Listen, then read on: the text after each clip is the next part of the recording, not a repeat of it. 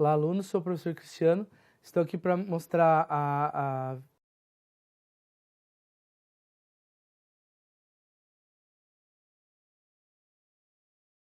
videoaula conceitual de linguagem, fundamentos de programação e linguagem de programação para o desafio nota máxima. Alguns conceitos básicos de linguagem de programação, começando do nível básico até o avançado, para recuperar, para relembrar, seria a criação de variáveis. Então aqui temos um exemplo de um código em linguagem C, onde o primeiro passo do programa é a criação, né, a declaração das variáveis. No caso aqui, declarei 3 variáveis do tipo inteiro, soma N1 e N2. Próximo passo seria a atribuição dos valores, no caso, para as variáveis. Nesse caso aqui eu posso declarar as variáveis e ao mesmo tempo inicializar, mas eu não fiz a inicialização porque a inicialização vai ser feita através da digitação pelo usuário. Então, no caso aqui eu vou solicitar para ele digitar o valor do número 1 aqui, e aqui nesse scanf eu atribuo o valor para a variável N1. No segundo printf aqui a gente pede para ele solicitar digitar um segundo número e atribui o valor no N2, que aí já estou aqui na leitura via teclado, que a gente usa o comando scanf. No caso do passo seguinte, a comparação de variáveis, aqui seria mais o processamento dos dados, né? Então, eu tenho a variável soma, que tem o valor de atribuição, que é o sinal de igual, e vai atribuir para a variável soma o resultado da digitação do valor N1 mais o N2. Então, se um usuário colocar 2 valores aqui, 10 e 10, então eu tenho 2 valores armazenados, o valor 10 na variável N1, o valor 10 na variável N2. Então, o resultado a ser atribuído para a variável soma vai ser 20. E, por fim, mostrar o resultado para o usuário na tela. Então, o resultado vai ser a soma de %d mais %d mais %d, que é o caractere de formatação das variáveis usado em linguagem C, onde N1 vale 10, N2 vale 10 e a soma vale 20. Então, a resposta que vai aparecer na tela do usuário vai ser a soma de 10 mais 10 é igual a 20. O próximo passo é a estrutura sequencial.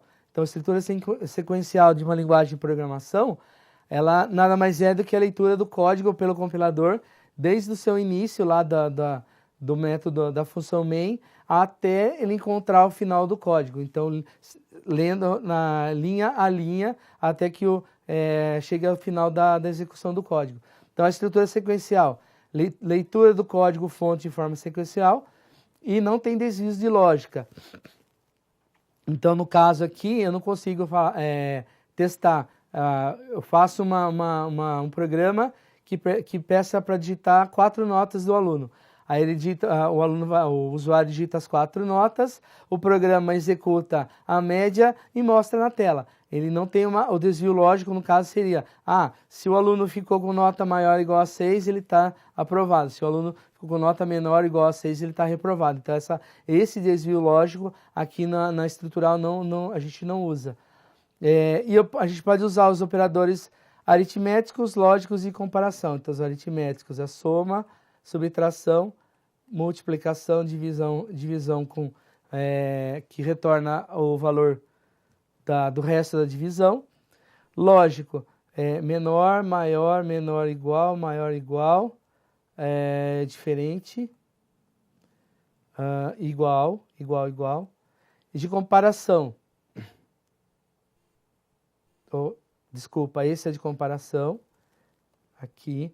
E os operadores lógicos, o ou, e, ou, e o not, né, que é a negação.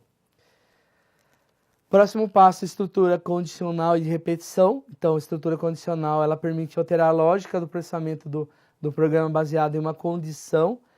E a repetição, né, já a estrutura de repetição permite repetir um trecho de código quantas vezes for necessário. Então, aqui no trecho de código que tem o fundo escuro, a gente tem lá o teste para verificar se a idade de uma pessoa é maior maior ou menor que 18 anos e se ela permite entrar dentro do cinema numa sessão que só tem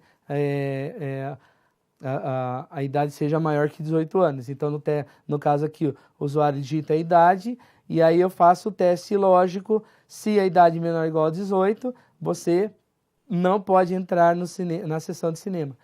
Poderíamos colocar um else aqui para garantir que mesmo que se o usuário do cinema tenha a idade maior que 18 anos, ele receba uma mensagem na tela que ele poderia entrar no cinema. Nesse outro texto aqui, a gente tem o comando de repetição chamado comando for, que aqui no caso ele permite digite os valores a serem inseridos num vetor.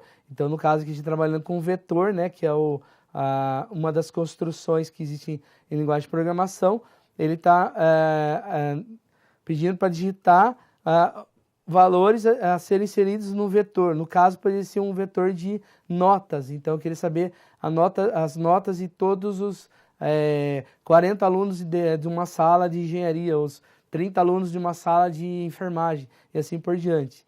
E aí, ele vai contando, no caso aqui, o i igual a 0 é o contador, inicializador, i menor ou igual a quantidade de elementos, que é a quantidade de elementos que já foi definida anteriormente na declaração das variáveis, e o i++, que é o contador. Então, suponhando que aqui na quantidade de elementos for quantidade de 30, então eu consigo colocar de 0 a 30 notas, ou de 0 a 30 valores dentro de um vetor, e aí ele vai entrar nesse looping, nessa repetição, até que seja maior que 30. Quando for maior que 30, ele sai do looping e continua a execução do programa. Vetores e matrizes. Então, vetor é uma estrutura que permite o armazenamento de mais de um valor para uma mesma variável do mesmo tipo. Então, usando o mesmo exemplo anterior, o vetor, ele, no caso aqui a gente criou um vetor de inteiros, né, um vetor i, que foi definido anteriormente, e esse vetor ele tem uma quantidade em números, né, de elementos que pode ser armazenados do mesmo tipo de dados. Então, no caso aqui é o tipo inteiro, tipo int, mas poderia ser do tipo float, double, tipo char para caractere e assim por diante. Matrizes. Matrizes são estruturas que permitem o armazenamento de mais de um valor para uma mesma variável, de forma de tabela. Então, no caso da matriz, a declaração dela seria mais ou menos dessa forma. Então, matriz x por y, onde o x é o número de linhas e o y é o número de colunas que a gente pode estar trabalhando dentro da matriz, formando uma tabela bastante usada em engenharia, ciência da computação, para trabalhar com cálculo de matrizes e assim por diante. E a parte mais, importante, que muitos programadores e desenvolvedores não dão muita importância para isso, que é o tratamento de erro. Tratamento de erro em linguagem de programação, principalmente quando a gente usa a linguagem de programação como Java, o C#, eles têm um mecanismo de tratamento de erro automático.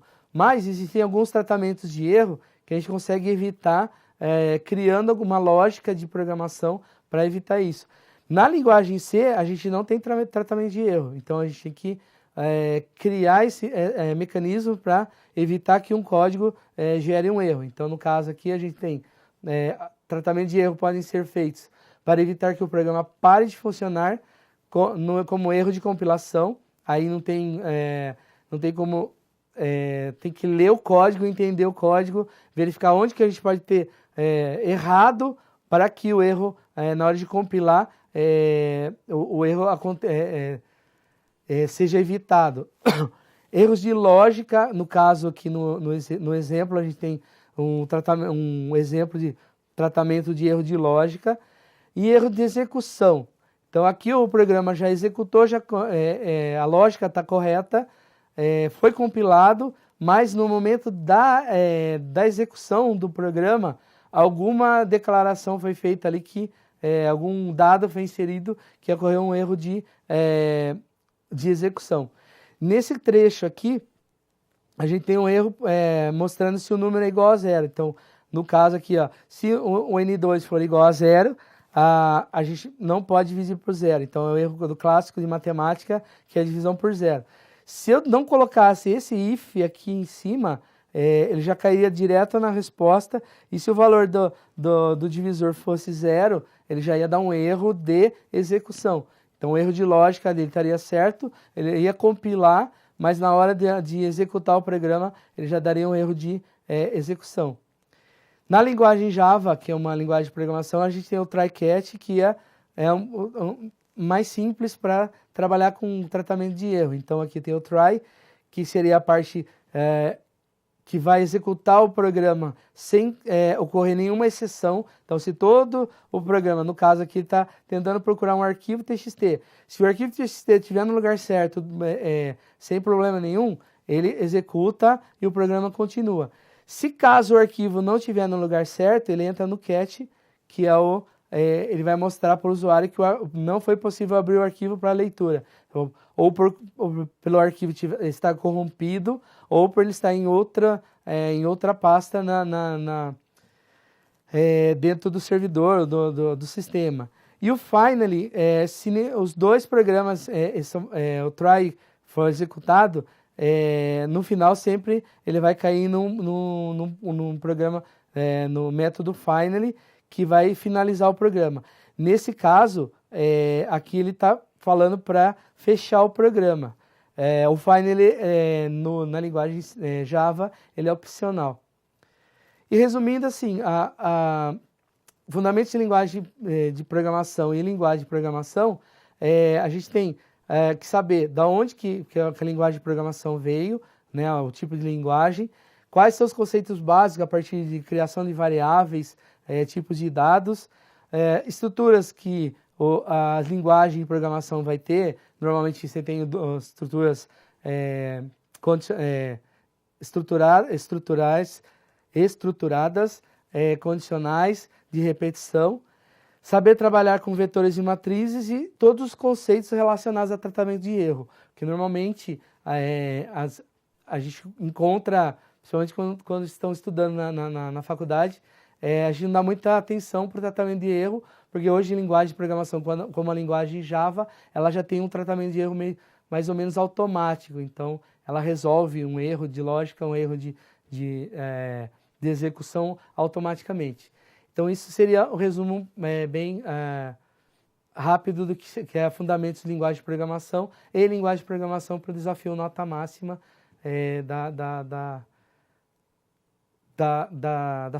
da Croton.